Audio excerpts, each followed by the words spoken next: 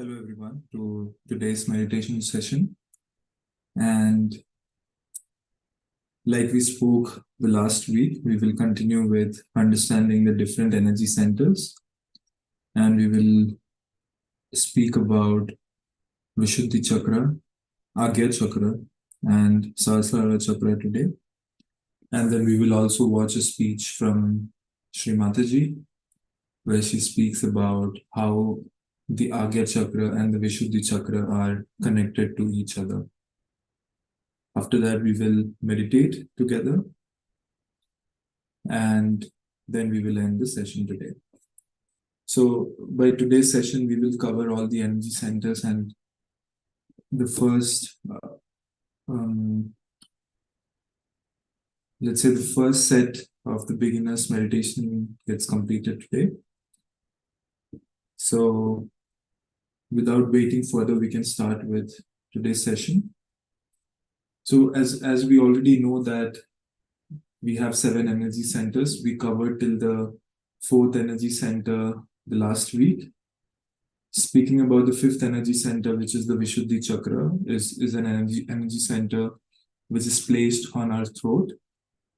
This energy center helps us to communicate better, improve our relations in the society, and at the same time also helps us to not feel guilty about things. So usually in our day-to-day life, there are certain things that we end up doing which we really did not want to. And this creates a sense of guilt within us. And with the help of Vishuddhi Chakra, you kind of try to keep that feeling of guilt away from you. At the same time, we already know that all energy centers also controls the organs around it. So even the Vishuddhi Chakra, it takes care of the ENT, as we say. So your ears, nose, teeth, all of these organs are taken care by the Vishuddhi Chakra.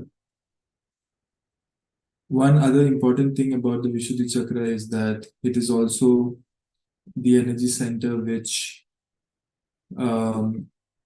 helps us communicate not just with others in a good way, but also with ourselves. So our way of talking to ourselves, our way of communicating to ourselves also improves with this. And this improves our relation with ourselves also. Similarly, when we move forward to the next energy center, we have the Agya Chakra, and this energy center is the center for forgiveness. So we all have different situations where we do things that may not be liked by others, or others do things that are not liked by us, and this creates a sense of resentment within us. And what the Agya Chakra helps us to do is to forgive people, to get over the past, to get over the things that has happened, because eventually we all know that it's not the person who did things to us that suffers if we don't forgive. It's us who suffers. We keep thinking, overthinking about these situations again and again, and eventually you only see yourself being in a disturbed state of mind, and this is what we want to avoid. Apart from that, the Agya Chakra also is the center of ego, superego, and conditionings. So what is ego? Ego is a superficial impression of oneself. So we might think that, okay, I am this, I want this, this is what I will do. But then in reality, we are much different from what the ego tells us who we are. So to have a mindset that keeps us in reality is what the Agya Chakra helps with. And also we spoke in the beginning that Sahaja Yoga is all about finding your true self. And the ego is the complete opposite of that. It kind of keeps you in a very comforting, superficial environment, and you want to come out of it. Also, at the same time, the opposite of it is also not healthy, where you are good, but then your super ego says that, hey, maybe you're not so good. Maybe you cannot do it. Maybe you won't manage to do it. So all this negative self-talk comes from super ego. And conditionings are nothing but things that we have been repeatedly doing in a certain way all our life. And we somehow assume that this is the right way to do it. This stays within us, and anything outside that comfort zone makes us feel that something is not right, makes us uncomfortable. And this is what we want to break and come out of this pattern of life that we have, the pattern of thought process that we have learned ourselves, and also what the society has fed into us. One of the main problems here is that forgiving in today's time in general is not so easy. It's not that there are so many emotions involved, there are so many situations involved. So a lot of times forgiveness doesn't come so easy within us for ourselves or for others. And what we end up doing is we hold on to it. And in this process of Kundalini awakening, the Agya Chakra plays a very big role, because when you cross the Agya Chakra and when you reach the seventh energy center, that is when you are connected to the higher power that helps you to connect to your true self. And at that point is when you get this thoughtless awareness. So that's why it's a big challenge, let's say, to have an approach where we are forgiving and trying to keep our Agya Chakra easy in a way that the Kundalini can easily pass through it. And when it passes through it, it reaches the seventh energy center. The seventh energy center is the Sahasrara Chakra. So we will also speak about this seventh energy center. We will try to understand, because end of the day, this is the energy center that gives us all the power. When we reach this energy center is when we say that we have realized ourselves. We are self-realized, and we have achieved our connection with our true selves, and we identify our real value. So I have a short slide for the seventh energy center. I will bring it up here.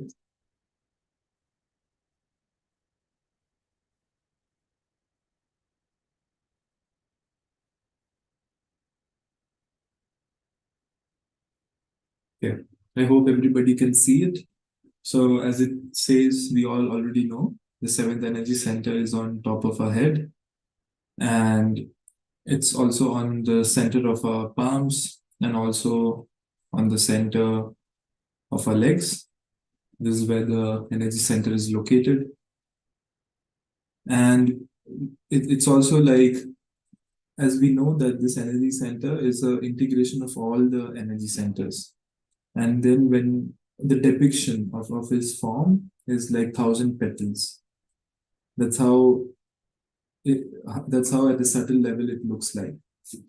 And what causes your this particular energy center to stop growing is atheism, and not believing in something, that to really believe that something is there which is much more than what you are, and that can help you to find your true self. So to not have this belief really blocks this energy center. But on the good side, there are a lot of qualities. You have a sense of whole. You start not just thinking about yourself, but for everyone. There's a lot of, as we say, wholesome attitude that comes within us. You feel the peace within you. You feel the thoughtlessness within you, and this silence that you feel within you reflects on each part of your life.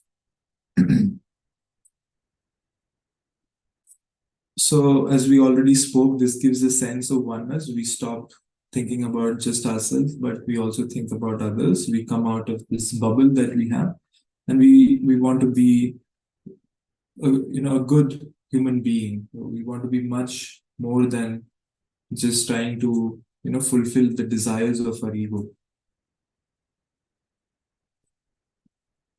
So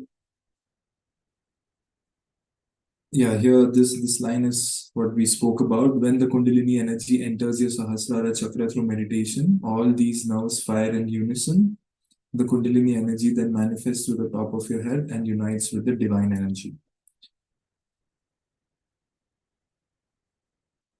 So, what are the experience and what are the benefits? Yeah. So, the first benefit is that you connect to your true self, which is the spirit within us. We always say that the pure spirit lies on the left heart. That is where our pure spirit is. So, when the Kundalini energy reaches there, you connect to your true self. You also start feeling the sensations more. We already know that when we have connected ourselves to, when the Kundalini is connected to the true self, you already start feeling the sensations on different parts of your body. As you know, these energy centers are also there on the fingertips, they're also there on your body, and you start feeling the sensation. So gradually the sensation improves. You start feeling cool vibrations on your hands and on top of your head. And it's also like you completely become a different person, because whatever has happened in your life, whatever the past memories and anything that disturbs you kind of goes away very magically. It's not part of who you are anymore. And then you can really be this free person who can just find what's the right thing for him, rather than being pulled back by the past memories. And at the same time, we also don't overthink about what is going to happen. We just be in the present and enjoy the present. It also gives a true sense of joy within us. Like there is a beautiful saying that the difference between happiness and joy is that when our ego is satisfied, we feel happy. So we wanted something, we get it. So our ego is pumped up and then we feel happy. But then joy is completely unconditional. It's not something that comes with the condition that, okay, if I have this, then I will feel joy. It's just an innate expression of our true spirit within us. And when the Kundalini is on the seventh energy center, you always feel that innate joy within you. So also at the same time, all the doubts go away about life, about what the reality is. There is absolute harmony, there is absolute peace, there is absolute calmness within you. You don't have any confusion about, okay, what is right, what is wrong, am I doing the right thing? Am I following the right thing? These kind of questions that is very normal in all human beings, it slowly starts to fade away, because now you know your true self. Now you are connected to the true spirit within you. And this is also where the doubts go away, and then you start calling it as your doubtless awareness, where you are aware of yourself. You're not doubting any of your actions or the feelings that you have, because this is all the real sensations within you, and it's part of you. So you accept it without any doubts. So it's also like, so in to live life in a certain way, in a way that has been said by the society, said by people who have been in your life, and so many things. And now you start living a life where you set the terms for yourself, and you are not bothered about what others have to say, because you know now what is the reality, you know now what is the best for you, and you go with it. And one other thing is that when these sensations improve, you also get to communicate with your true self. So by that, what I mean is, when the sensations are improving, whenever you feel something within us, you can identify it on that energy center. So for example, if you feel a bit of insecurity, if you feel a bit of a day where you're not your confident best, then you know that it's something with your heart, the center heart, which gives you courage, which gives you the strength to do things. And then we also know that it's the smallest finger on our hands where this energy center is depicted. And then you can easily identify. So when you feel the vibrations, you also know that which energy center is also not in the best state. And then you can easily work on it. You can meditate on it. You can take the different affirmations that we have, and it slowly improves and you feel better that way. So basically, you self-diagnose your state, and then you yourself helps the energy center to get better. And this also reminds us about the session where we spoke about the Nabhi Chakra, which is the third energy center. And then we had an area around it which is called as void. And the purpose of void was to make us our own master. And this is that self-mastery that we saw, where you understand yourself and you yourself know how to correct it. So you're not dependent on any external source, you're not dependent on anybody else to help you out of a situation. And this is the absolute freedom that we speak about. So, yeah, this in a way, the connection with the true self is the absolute truth.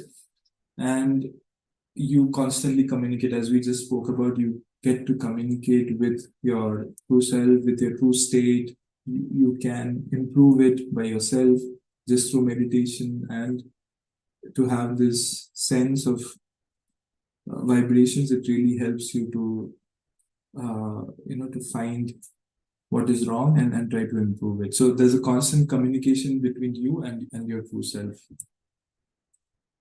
So that's what we have for now. And with this, we also kind of come to an end about the knowledge that needs to be shared about the different energy centers to all our beginners of Sahaja Yoga meditation. And then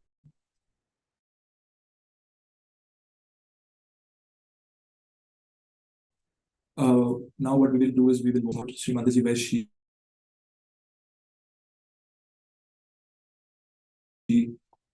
emphasizes on each other.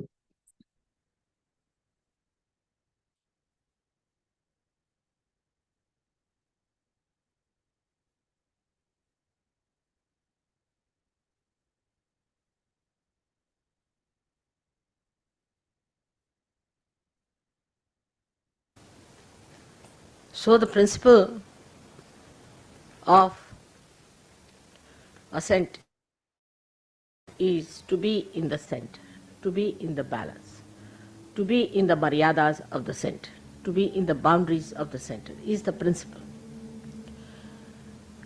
So what happens when we do not keep to the boundaries, to the maryadas? Then we get caught up. If we keep to maryadas, we can never be caught. Many people say, why have the maryadas? Say we have the maryada, the boundaries of this beautiful ashram here. And somebody is attacking you from all the sides, on all the sides of the void. So if you go out of the void, you get caught. That's why you have to keep to the boundaries. And to keep to the boundaries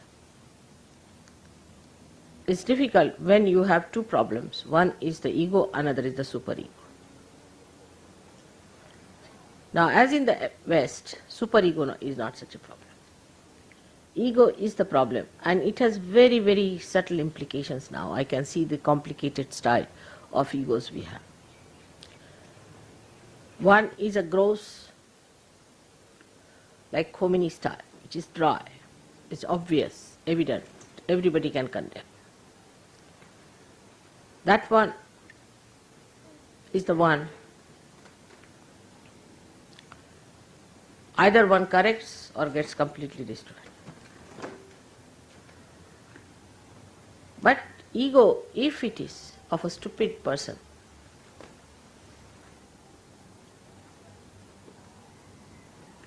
then he behaves in this manner only, that he doesn't know how to hide his ego in sophistication. But the Western ego is extremely sophisticated. The language, everything is very sophisticated. Like in English language, we'll say, I'm afraid I have to slap you.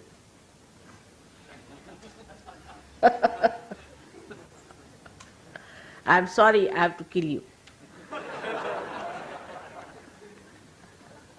It's such a devious thing, you see. Once you said, I'm sorry, that means you have put a chocolate on top of that, isn't it? It's such a camouflage. Must understand. See, we must face as we are. We cannot be facing something else. But this is exactly what happens with sophistication, that we avoid facing ourselves. Today, though the day is of celebration, so in all humor we should understand what this stupid thing called ego is. In all humor, not in seriousness. But I don't want you to again feel guilty. Now, as I was explaining in the morning, how ego becomes the left Vishuddhi. I mean, even before going to the hall, my attention on the hall, I get a big lump, just painful, horrible, excruciating. I mean, all the time it is there since I have been in the West. Can you imagine? It has never vanished. So this chakra is all the time working. Poor thing is so much now tired, Vishnu Maya's chakra. So what happens really, we should see the physical side of it. It's very important to understand.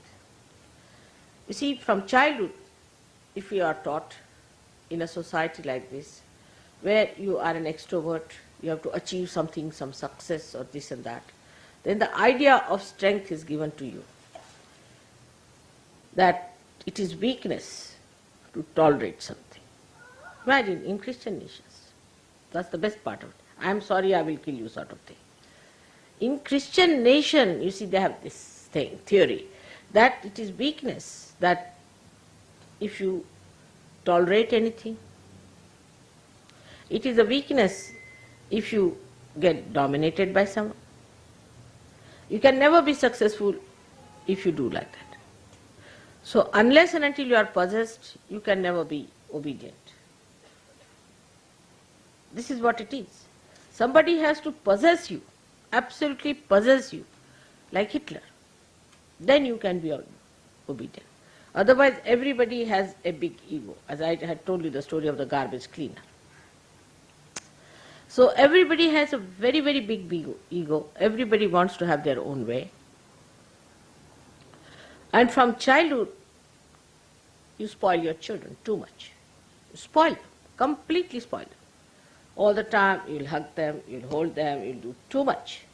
Children get spoiled. Think no end of themselves. And then on top of that, if you tell them that you should not tolerate anything, they become disobedient. So you do not know how to obey others in any way. Ego does not know how to obey because that is weakness. Obedience is weakness. So now, this poor thing, ego, has a limited thing. That is, this ego has a balloon which is limited. But it bursts when you get your paralysis and all those things. It does burst. But it is flexible also. So when the ego starts getting too much on top of the superego, then the superego can go up to a point. It is also there.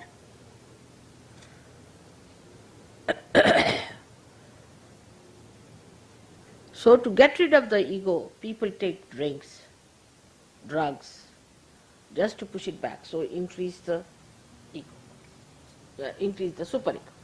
So the ego comes down. So you are playing between, then you have a hangover. Then it goes on like this, you see, works on. This is the modern solution they find for ego. All right. Otherwise, ego is too much. So when somebody says something to you, instead of facing up to it, supposing you find you have not been able to say, find a glass for me, a simple thing, like take it. You sulk. Why? Why should you sulk for that? Because there's another place where the ego can go is when you come round. You see, here it crosses at Vishuddhi. So when it is suppressed from the other side, it goes into that Vishuddhi. So then you get the left Vishuddhi. It is nothing but pure ego, believe me, it's pure ego. Because it has no other way to get in, it goes there.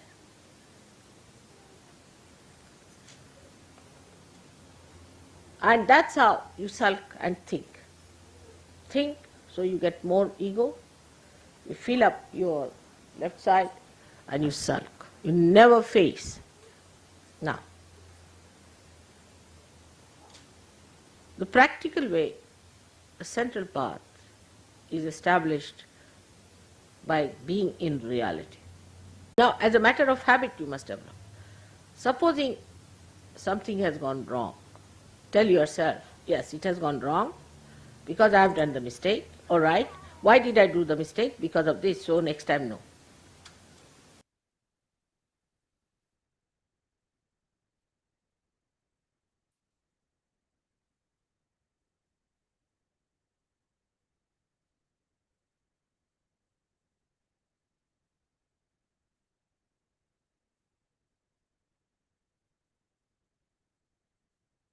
So we can keep both our hands on our lap. We can close our eyes. And we can focus on our seventh energy center, which is Sahasrara. And we can just be in meditation for a few minutes.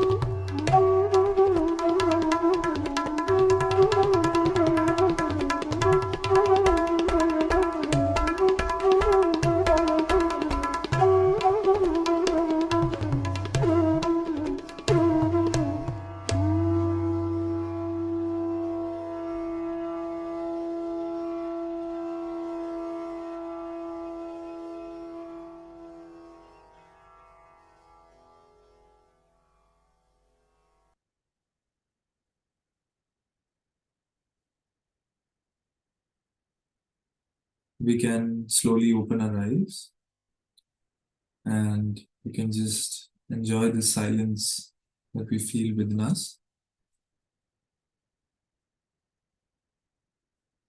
And with that, we can end today's session and also we come to an end to the first segment of beginners program. After this, we will have a Christmas break and then we will inform everyone when we restart again next year. So thank you all for being a part of this beginners course. And I wish you all wonderful holidays and a very happy new year. And we speak again and see each other next year. Bye.